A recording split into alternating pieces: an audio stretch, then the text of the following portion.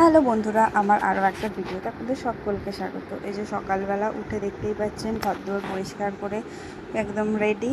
আর ছেলেটার হঠাৎ করে খুবই শরীরটা খারাপ হয়েছে, জ্বর এসছে কালকে রাত থেকে, তো ওই কারণে ও শুয়ে রয়েছে, নয়তো ও শুয়ে থাকে না এই টাইমে। তো যাই হোক, তারপরে এগুলো সমস্ত কাজ বাজ সেরে এই যে চলে গেছি রান্না করতে, কারণ ছেলেটার জ্বর হয়েছে, ও মুখে ভালো লাগছে না কিছু খেতে। তো খিচুড়িটাও ভালো খায়, ওই জন্য শনিবারে চেষ্টা করি খিচুড়িটা করার।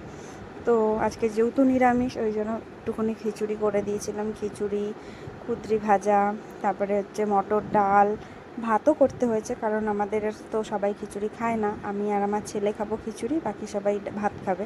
তো ওই জন্য দুভাগে রান্না করতে হয়েছে। আর কারা কারা আমার মতন এইভাবে খিচুড়ি বানাও, মশলা কষিয়ে একেবারে চাল ডাল কষিয়ে দিয়ে তারপরে বসিয়ে দাও? অন্যদিন আমি প্রেশার কুকারে করি, তো আজকে কি মনে হলো যে না থাক, আজকে হাঁড়িতেই করি, ওই জন্য হাঁড়িতেই করেছিলাম। প্রেশার কুকারে আর আজকে করিনি, প্রেশার কুকারে করলে খুব তাড়াতাড়ি হয়ে যায়।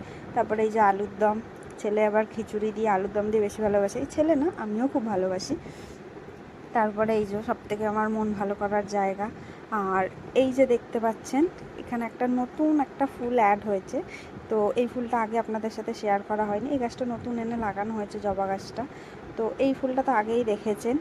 তো এই ফুলটা ফুটলে এত সুন্দর লাগে দেখতে, তো দেখতেই পেলেন যে লাল রঙের অত বড় একটা জবা ফুল, খুব ভালো লাগে। মানে এত ভ্যারাইটি জবার, মানে না দেখলে, না এনে বসালে হয়তো বিশ্বাসই করতাম না, মানে অসাধারণ লাগে। এটা ছবিতে কতটা বোঝা যাচ্ছে জানি না, তবে মানে অরিজিনালি সামনে থেকে দেখলে সত্যি অসাধারণ। তো আজকের মতন ভিডিওটা এখানেই এন্ড করছি, টাটা।